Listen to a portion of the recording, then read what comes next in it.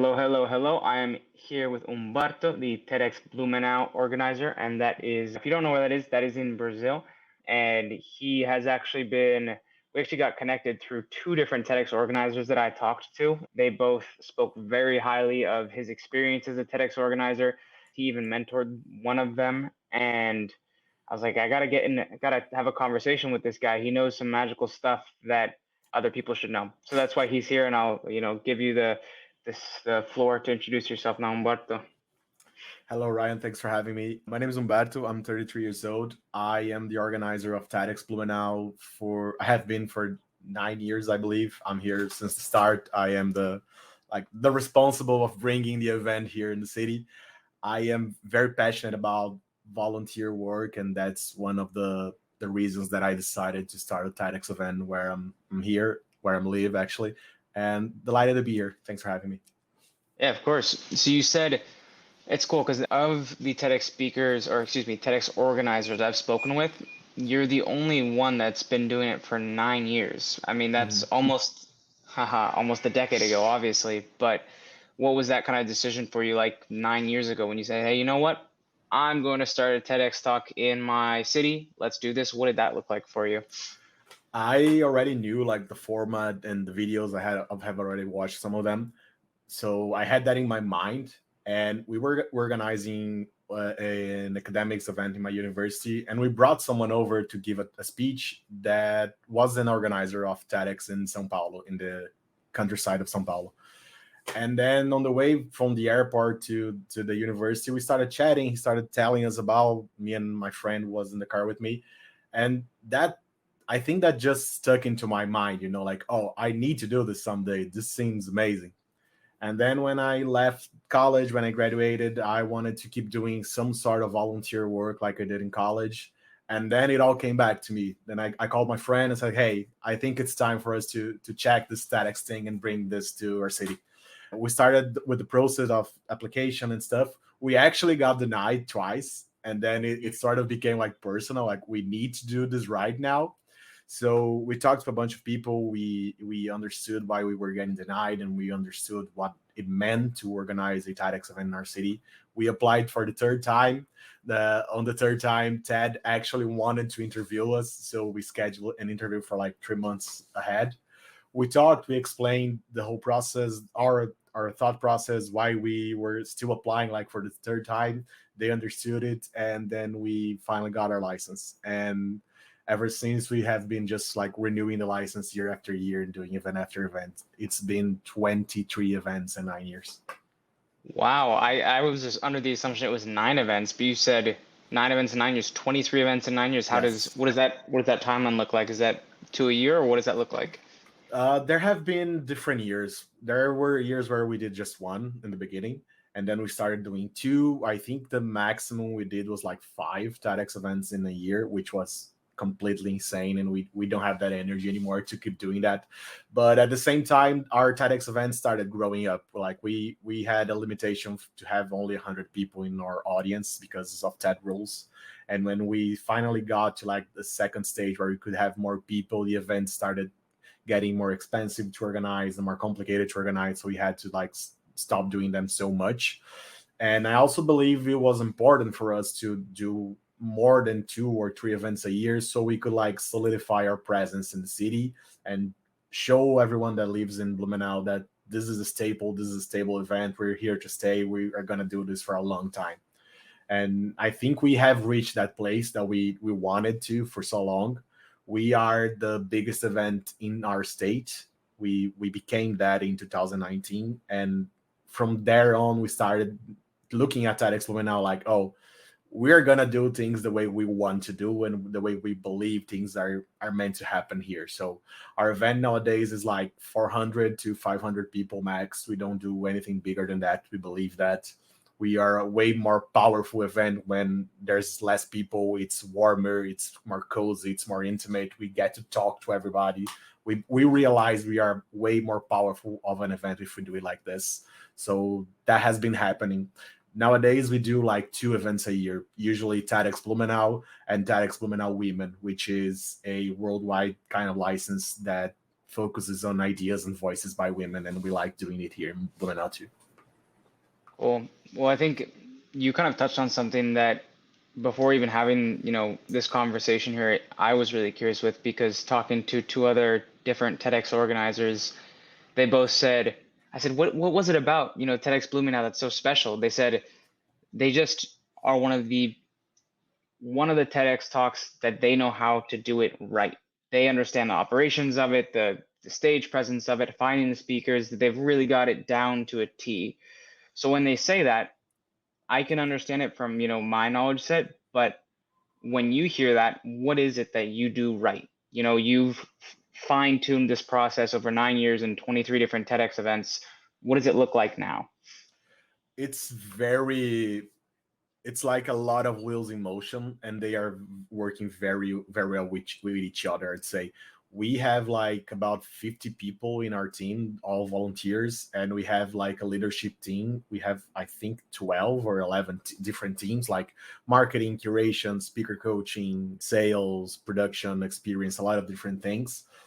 Each of these teams has their own leader, and each of these teams has like a lot of people working on them, and we have periodical meetings. So we have a very well defined structure nowadays that we have learned and we have improved on it year after year. So I think that we are at our best moment at the moment, and I think I'm going to say the exact same thing next year, because we are at a level where our processes are very well defined and we can just fine tune them year after year. So we know the rules by heart, we know what we can do, we know where we can go, and especially I feel like we know exactly how much we can spend, we know how much this event costs us, and we know how much money we can raise year after year through sponsors and tickets. So we have fine tuned this to like, this is the best we can build year after year. And I think it's a mission that we have every year to like surprise our audience. I'm very vocal about this with the team. Like, we need to be able to show our audience that we can still surprise them 9 years after 9 years. And I think that's our mission year after year. So I think that's one of the main reasons that we keep doing this, and that we are luckily so good at it also. That's that's really interesting because I think a lot of, businesses and speakers even have the same kind of dilemma of delivering the same talk again and again and again. It kind of loses that, I don't even know the word for it, pizzazz. I think you understand what I mean there. Mhm. How do you guys keep that freshness of your TEDx event after event after event, and how do you not lose that? Every year when we start to plan and to think about next year's event, we ask ourselves the same question. And the question is, what's the next conversation that our city needs to have? Every year we need to be able to answer that question. So when we find that answer, that's usually the theme of the event, and that's when we start developing everything. So, where is this event going to be held? Are we going to the city theater again? Are we going somewhere else? What can we do to make things different? Like, we have been away from the city theater for like 4 years, 3 years, I think, because of pandemics and everything. And we came back this year, and it was like extremely magical for us, because that has been our home forever, and we were back there, and we made a completely different stage. We welcomed people in a very different way. We felt so safe being there that we actually offered our early bird ticket buyers a backstage tour. So we took them to rehearsals, we took them back, literally backstage, we took them to our like headquarters there. We showed them everything that was behind the scenes, and it was super amazing. I think that one of the reasons that we are able to do this year after year is probably our team. We have people that are with us ever since the beginning with me, and we have people that join us year after year, and everyone has the same mentality, everyone has the same energy. Obviously, each of the 50 people we have in our team has their own motivations to be here, and I think that's very important to acknowledge. But in the end, I think we are all here to deliver something great. And I remember something that I said to the team before we opened the doors this year, and I think it sort of embodies our feeling. I remember saying to people that today is going to be the best day of the year for somebody here, and our job is to make sure that happens. And I think Wow, that's like the mentality that we go into when we open the doors. that's powerful. And for you to have that responsibility of kind of feeling the pulse, quote unquote, of the city, and then finding the speakers that can give the answers to that pulse. How do you kind of go about that, of listening to the pulse of the city and finding the speakers to actually do that? How do you kind of bridge the two? it's it's very hard in the beginning because when we define the theme and start the curation process, it's like 9 months or 10 months away from the event. So we need to make some sort of prediction that what's going to be important to be talked about in 10 months and 12 months. So it's always hard in the beginning, but our curation team has like two ways of approaching this. The first one is there's an open forum on our website and our social media, so anyone from anywhere in the world can apply and say, hey, I want to share this idea in the event, and we are gonna analyze and go through all the answers every year. And the most amazing part about this forum is that every year we like reconsider and consider not doing the forum, but every year someone amazing shows up there, and someone that actually becomes a speaker in the event comes from that forum. So it's sort of like pays the work itself. So we always have that open every time of the year. And the other part is some sort of headhunting. Like we go after ideas, we go after voices. We have like this huge spreadsheet of ideas, of people, of voices, of everything that we wanted to get in the event. We start inviting these people for some sort of interview or a small quick chit chat, like 15 minutes tops, and we do like 100 of those, 150 of those every year. From then we decide like the ideas that we understand have the most potential, and not only to answer our question, but what are the most important ideas for our city. For this event is obviously going to reach worldwide audiences because of the videos and subtitles and everything, but we are serving our city first and foremost. So I think that's like our important question, like how is this idea going to help Blumenau? The second part of that is how it's going to help everyone who listens, but we have to look at our city and where the event happens first and foremost. So we get all those interviews, we look at them, we call some people back to answer like follow-up questions, and from those interviews we decide the speaker lineup, and from there they start the coaching process. So there's usually at least 3 months of preparation for each speaker. So the whole like curation and preparation process takes from 5 to 6 months per event. So that's one of the reasons that we don't like organize a TEDxBlumenau with less than 9 months also. Hmm. And when a speaker is accepted, you guys have found that person. What does that journey you take them on look like? Every person, we have like a speaker coaching team. That's one of the teams that I lead here in Blumenau. We have 9 people on this team, and every speaker preparation process is accompanied by 2 or 3 people of my team. We do that so there is a variety of point of views, of backgrounds, of opinions, and it also helps us like logistically, like, oh, I am completely screwed this week, I have no time, so the other person can go and give the speaker feedbacks and things like that. We have an internal rule that we always have to get back to a speaker in maximum of 48 hours. So the speaker sends us something, we need to get him feedback in 2 days max. And the speaker process has actually 3 stages. The first stage is text. So we actually talk to the speaker for him to write what he's going to say. We don't want him to like decorate or anything like that, but we need him to at least understand what he's gonna be able to talk on the stage. And being on the text format also helps us to give feedback, so we can just like make comments in a Google Docs or something like that. So the first stage is text. We know at least approximately how many pages we need the text to be. We know all these like little metrics that we can share with the speakers. After we're satisfied, we're happy with the idea itself and how it's presented in text form, we go to stage 2, which is voice.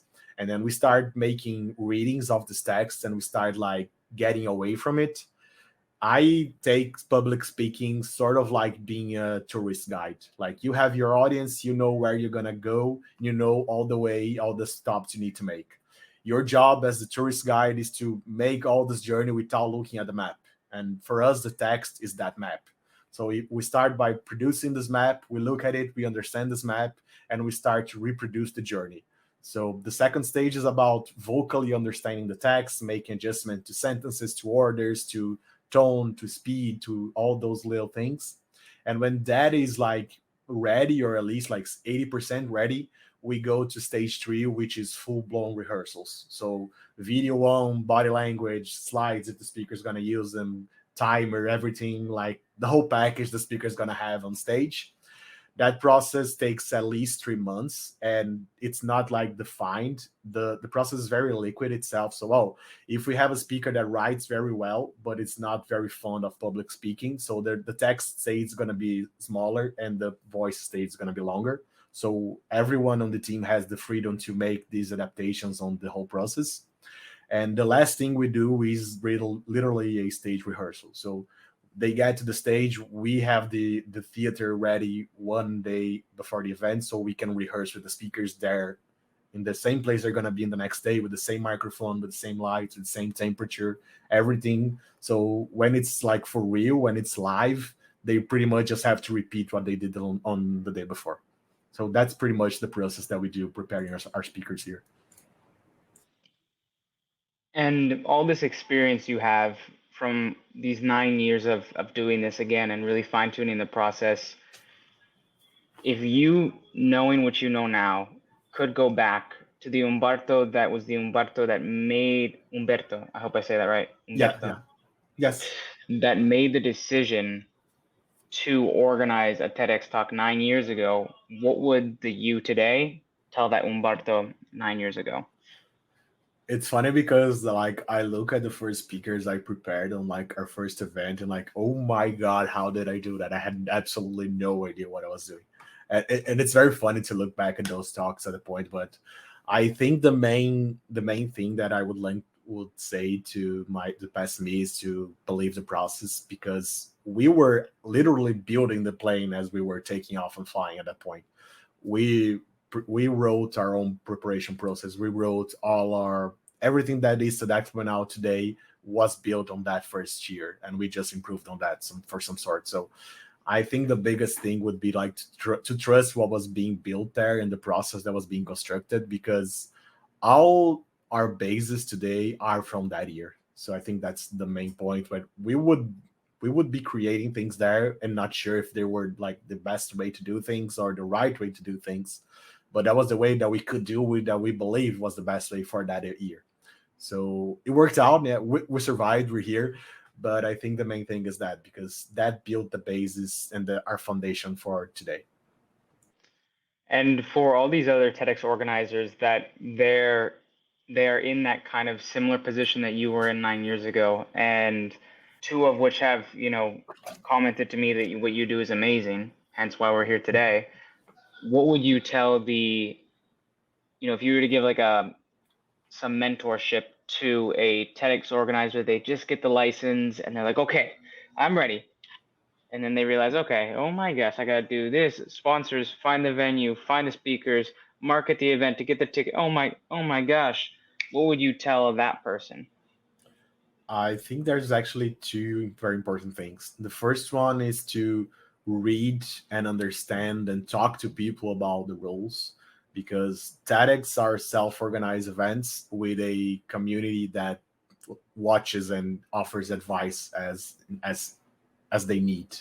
So, and we follow a set of rules of what we can do, sponsors, speaker wise, everything. There's literally a 100-page PDF about the rules. So I think the most important thing is to read those rules and to make sure you understand what you can do and what you can do, so you know very clearly what are the lines and you can draw those lines. Because when you can draw those lines, you learn to color around them. You learn to be creative inside those limits. I think that's like the first thing.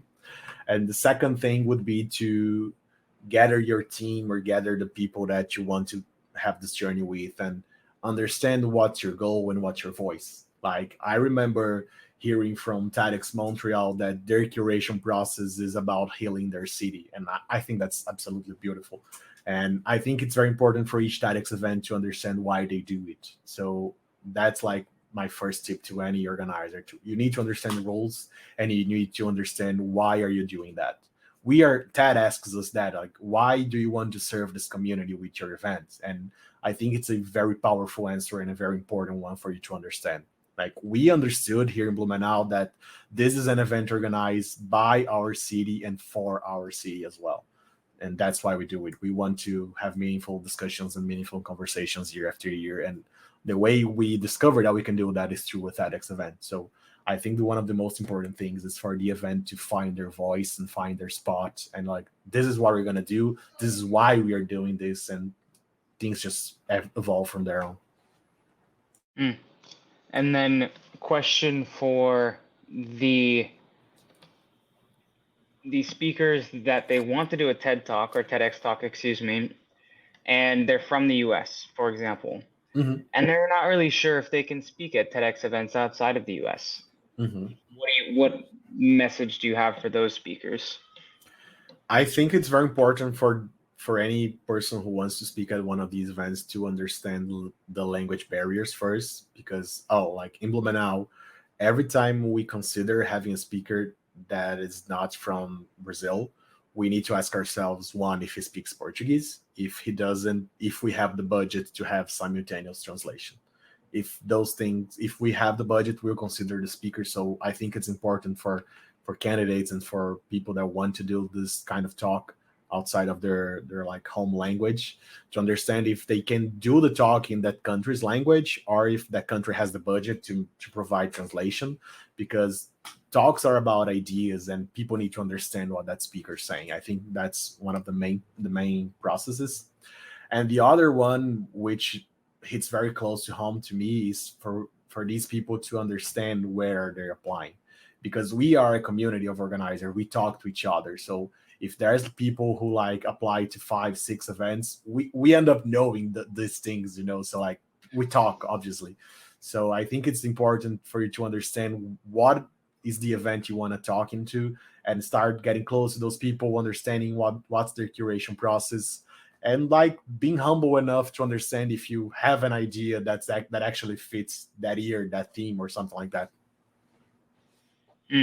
And what do you guys have planned for the theme, that listening to the pulse of Blumenau, what are you guys thinking that you're going to make the theme this year? I know it's when in August, right? So it's like 10 months away now. Yeah, there's actually 2 TEDxBlumenau events happening next year, because since you talked to Devon, you probably already know, but we are having an event about democracy here.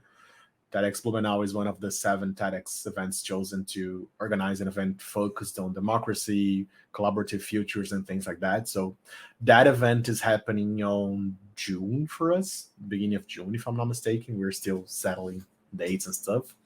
And then our quote unquote regular TEDx event is happening on August. So the first one is about democracy. We are extremely proud to be part of this movement. We are the only event in South America that was chosen to do this. So it's extremely delightful and humbling for us to be able to. We also feel the responsibility on our shoulders, but we're super thrilled to do it. And TEDxBlumenau 2024, it's going to be about the stories that we don't usually listen to. Our theme is Once Upon Another Time, so we play with the Once Upon a Time thing. And we had like this huge meeting where we started to ask ourselves, like, what's the next conversation we want to have with people, because this year was about gatherings and what happens when people get together to make amazing stuff. And we saw that there was like so many loose topics and loose points that we wanted to touch next year. And then one of us looked at all those at the board with all the ideas and said, like, we want to talk about the ideas that are not told, the ideas that we don't listen to every day, the people that don't usually have a voice that easy. So that's the focus and our goal for next year, to bring to the stages the ideas, the people, the voices that we are not used to listening to in our day-to-day. That's awesome. And what, you're right, I did talk to Devon about this. He said that's where you two met. What is this TEDx democracy thing, and what does that kind of look like? Because I don't know if it's, have they done one before or not? No, I'm not totally sure. they actually just released this, so it's pretty brand new. TED has this initiative called Countdown. They have been doing it for some years, which is more like climate focused, and they have decided to look at politics in a more focused way now also. So according to TED, 2024 is going to be the year with the biggest number of voters in the world ever. Like 2 billion people are going to vote next year, which makes this discussion even more important. And we have been listening continuously about challenges to democracy and things like that, and the erosion of democracy and everything.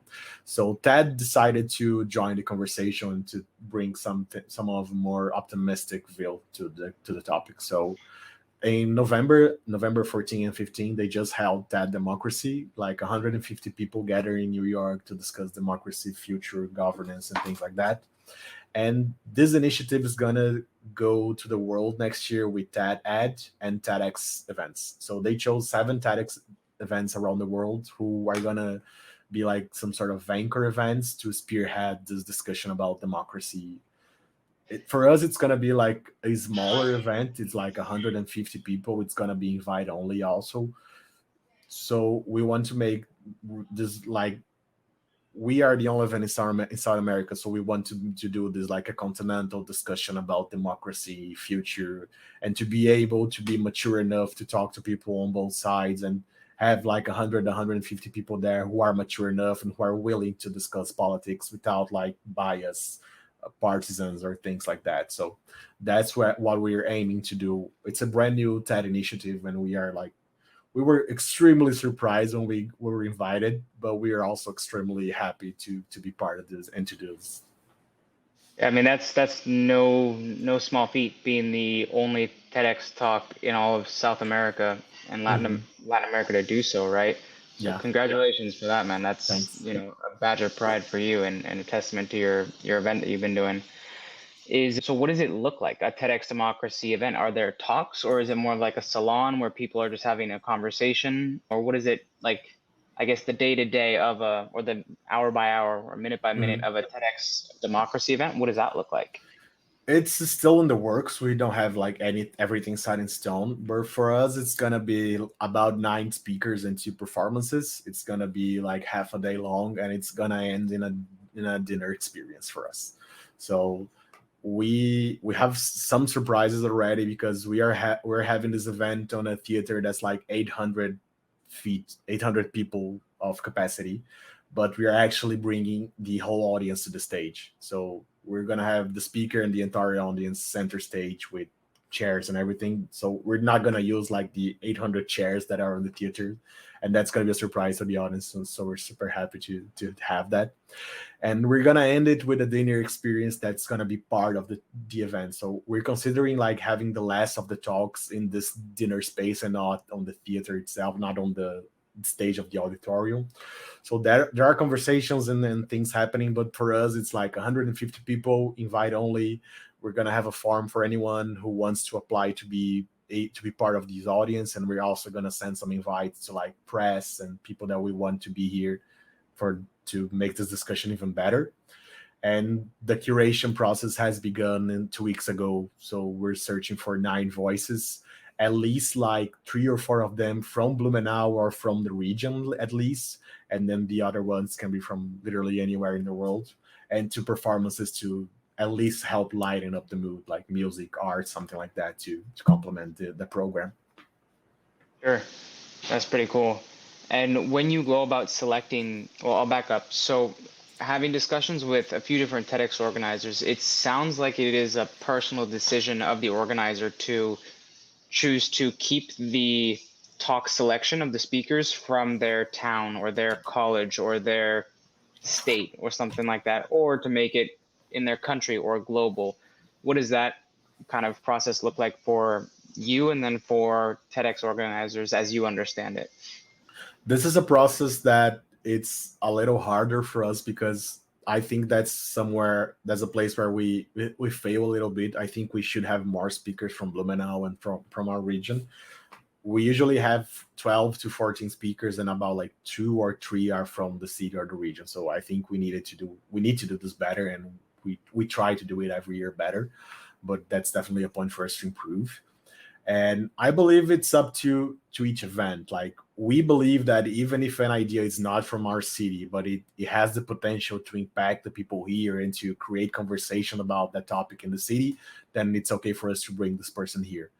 I think it might be a little easier in like bigger cities or capital cities to have all this lineup from your city, but it's also somewhere that we know it's more challenging for us, and that's why we don't do it. I have like huge respect for people that are able to do it and that undertake this challenge. But we know that's some kind of weak spot for us, and so we do part of the speakers from the city or the region, but we do like speakers from anywhere in Brazil also. Cool. And for you said just Brazil, is that right? Yeah, the few times we had people that were not from Brazil, they at least spoke Portuguese. Gotcha. Cool. And for you've had obviously well, I don't know if you have you probably do have a specific number of, okay, of these 9 years, of these 23 events, we have had X amount of speakers. Do you have that number or a general estimation off the top Yeah, of your it's head? a little over 150 speakers. Wow, awesome. And so those 150 people, they're obviously very different. They're not the same kind of person. What do those, you know, kind of Mhm. people look like? We aim to have a very diverse event every year, and we have like a deal that every year needs to be more diverse than the last one. So it's a continuous challenge for us, and we need to be better in that, and we want to. But we have people from every walk of life, literally. So it depends on the theme of the event, where we start to aim at certain profiles of people, certain themes, certain ideas. But we have people from all over the country. We have some speakers. I think we had a speaker from Portugal. We had a speaker from Malaysia. We had some people not from Brazil also. But for us, it's more about the idea, and that's a lesson that Ted taught us, that this is an event about ideas, and those ideas are shared by some people. But it's event is an event mainly about ideas. So we start this process thinking about what are the ideas and the conversations that we want to have in the event. And when we have those kind of mapped out, we go to the second stage, which is who are the people that can talk about these ideas, and we go from there. There's usually 12 to 14 speakers every event on the bigger ones. The smaller ones are like 5 speakers, actually, approximately. And that amounts to our 150 so far. But we seem to believe that 12 to 14 is the sweet spot for us. Hmm, gotcha. And how many of those speakers already have speaking experience in the sense of they're already speaking on stages? And then how many of those speakers are business owners that are already, I know they're speaking professionally, which is a business in itself, but then there's also business owners who do speaking on top of that as part of their business. You're Mhm. probably very familiar with these kind of things. Where do those individuals mix into that 150? We actually don't like to have professional speakers on our lineup, and we tend to avoid that. I think we had like one in all those years only, because for a couple of reasons. One is they usually are not very flexible to create something entirely new for the event, which is something that it's non-negotiable for us. And the second one is that we believe that person already has a stage for themselves. So if they speak, they're gonna be heard. So we don't believe that person needs to be on our stage as well. Obviously there are exceptions to be made, but we usually don't look very hard to those places. But since we have this entire like coaching process of at least 3 to 4 months, it's easier for us to it's not usually not a problem for us to have someone who has never spoken public, who even is like has some difficulty, because there's going to be a lot of time for us to prepare that person.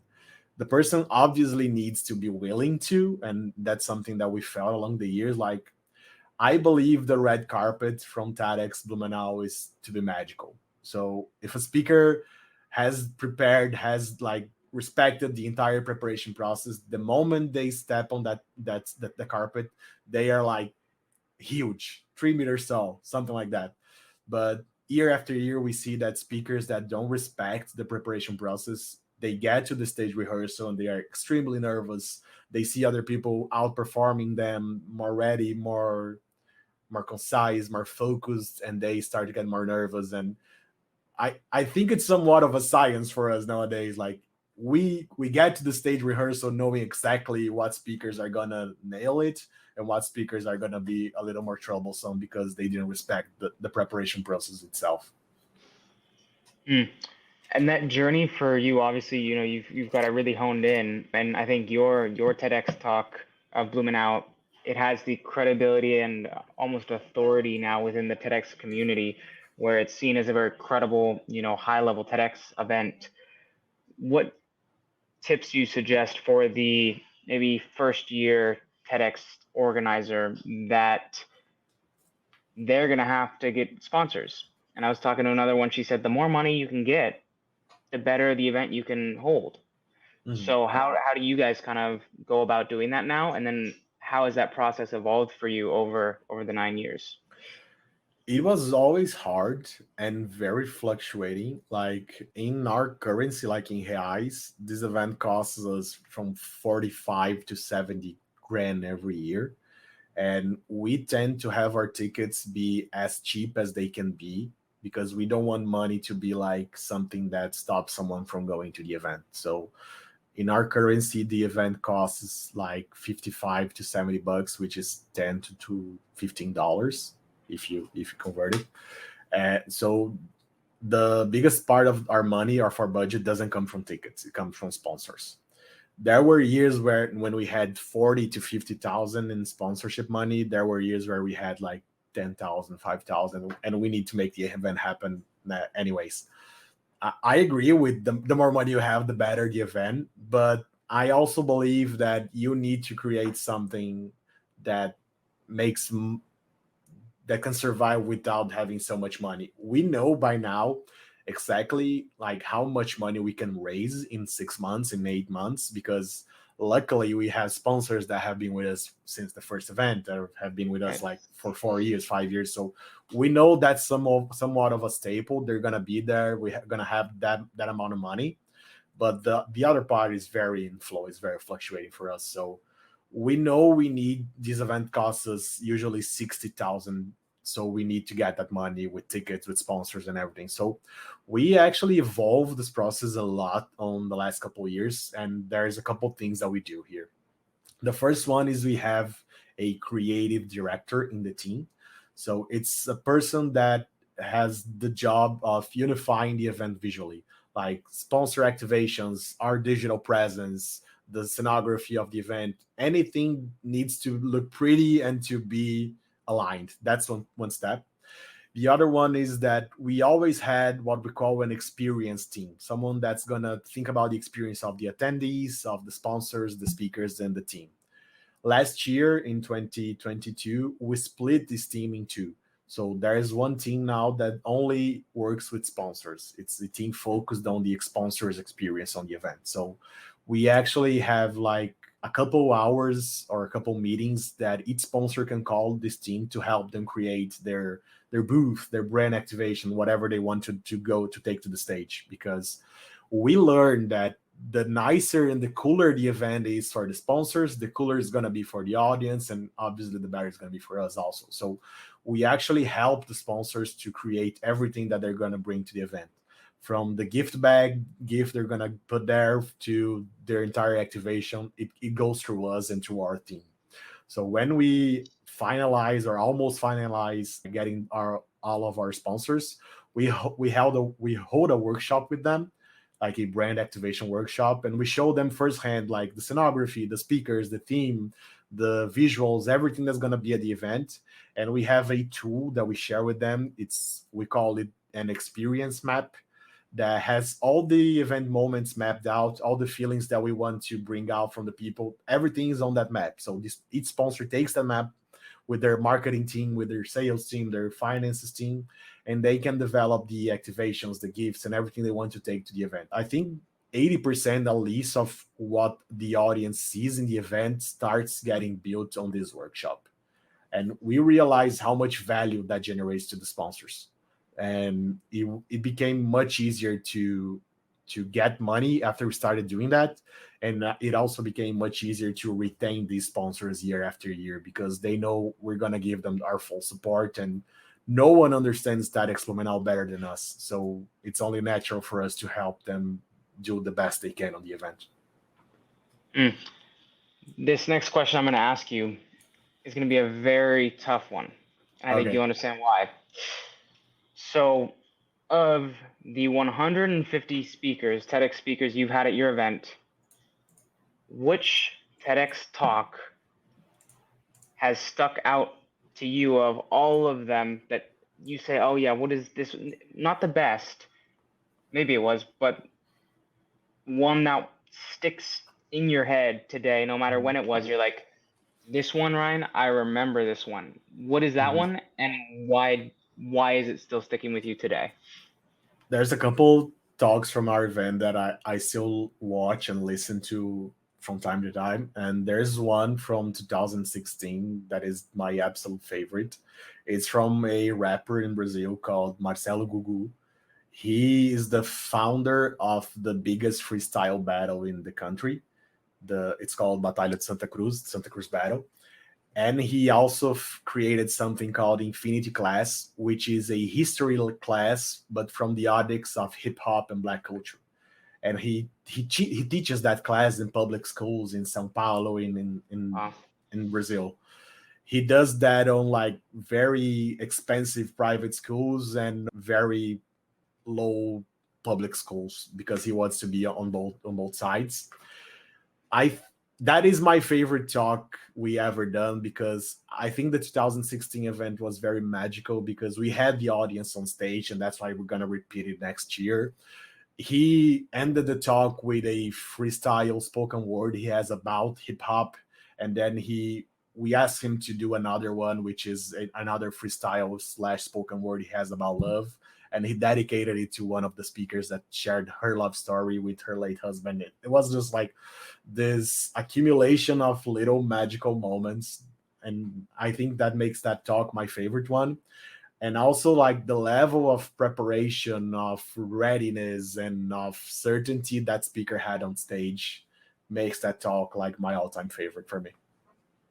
I think that's really revealing, and I think it's cool for people to hear that it was the readiness and the certainty was one of the things that made it as impactful and concrete in your head as possible.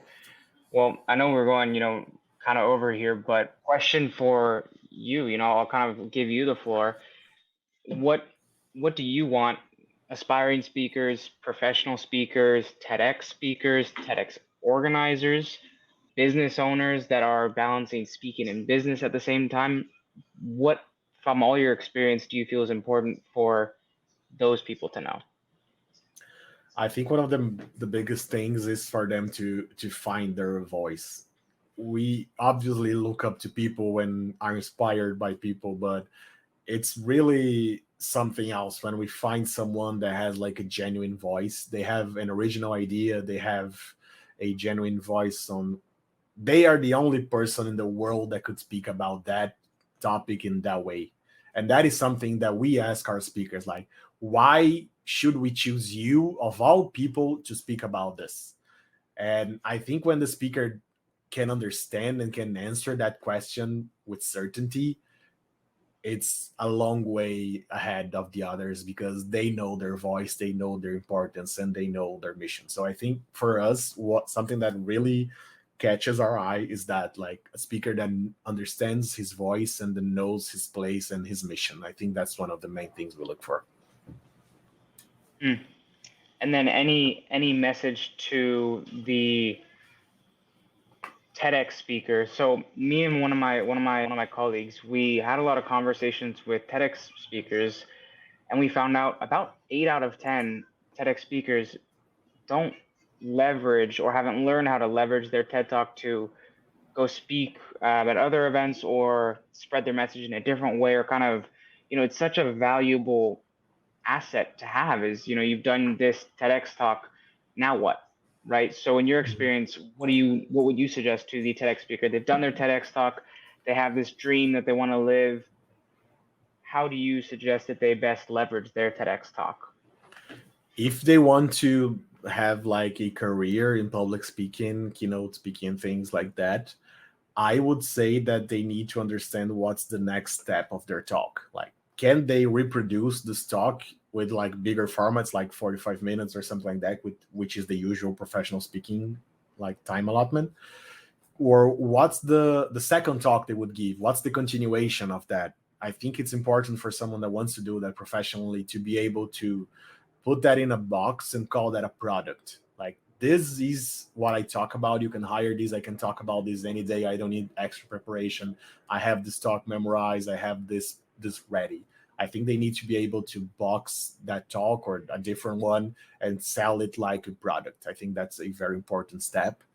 And I think obviously it needs to be original, it needs to be new, it needs to be actually good. But I think the main point is understanding there's life after TEDx speaking, and there's actually a very big market going around TEDx speakers. Like we know here in Brazil that people charge 20 to 30% more after they've been on a TEDx stage. So it created a market for itself. It obviously has its downsides for us because a lot of people that are professional speakers want to talk in the event for the sole reason to charge more, and that's why we also like distance ourselves from them.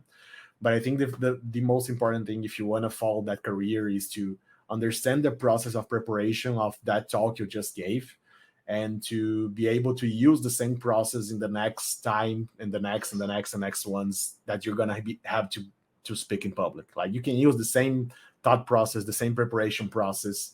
Like our process is very ready for that. Like you can write, then you go to a voice stage, and then you do a full rehearsal. You can use that for a presentation in your company. You can use that for a keynote speak. You can use that in a lot of different ways. So I think it's those are the two main things: to understand what is your product, if the TED talk or something else is going to be your product, and to be able to adapt this preparation process that you just went through to use it in your life in other opportunities.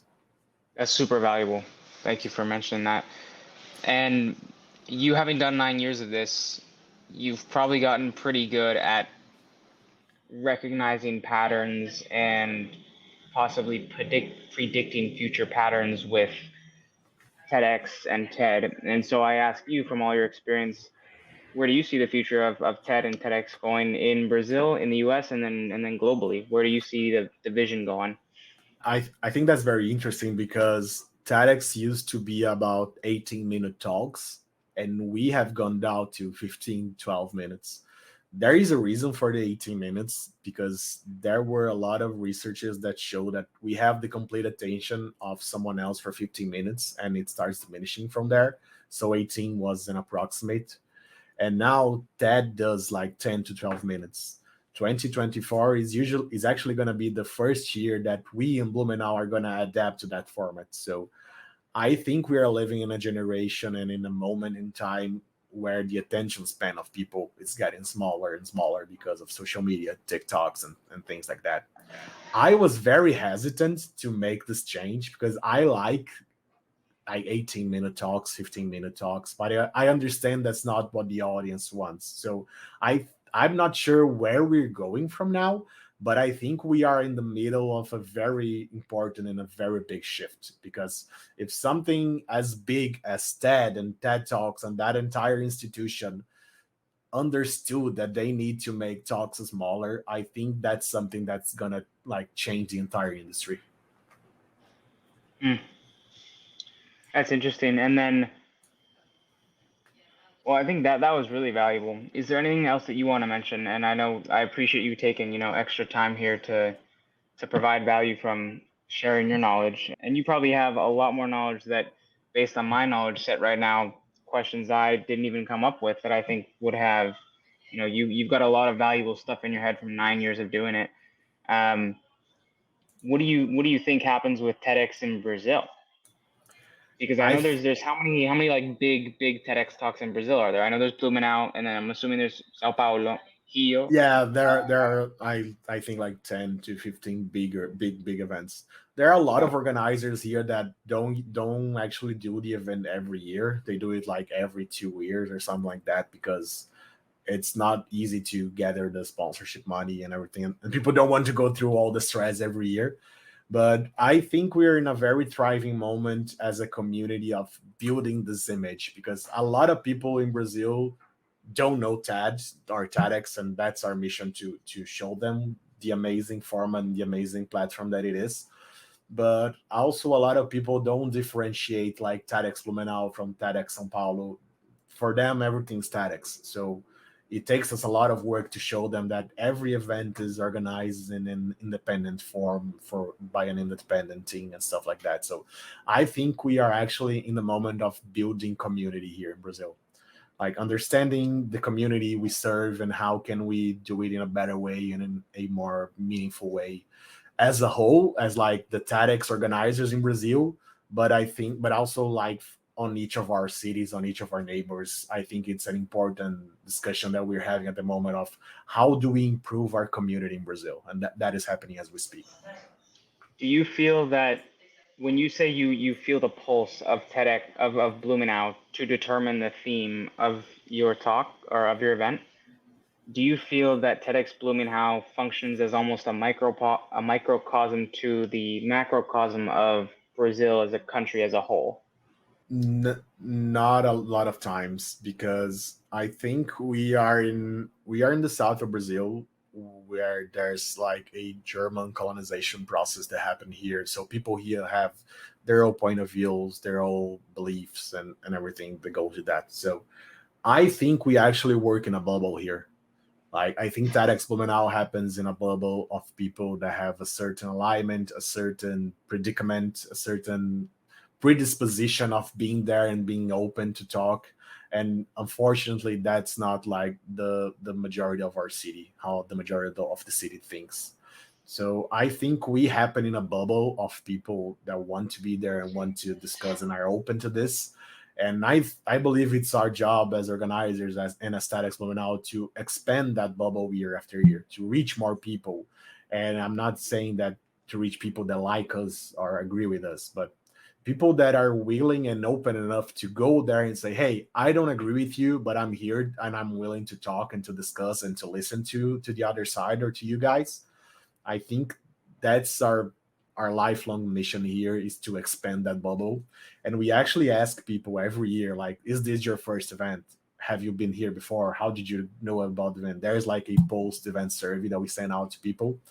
And there's usually like 60 to 70% of people that are there for the first time, which is our goal. Like we want to expand this bubble. We absolutely love that there's people that are at TEDxBlumenau every year and they are there and they buy the tickets before we even announce the theme and everything. And we love all of them. But for us, it's very important to expand and to feel that we are reaching more people. And with that comes disagreement. With that comes a lot of things that we need to be able to handle. And I think that's our mission. Beautiful. I will wrap up the recording here and I'll say thank you very much, Humberto. Obrigado, como fala en português. And we'll end the recording here. Thank you. Thank you so much for having me, Ryan.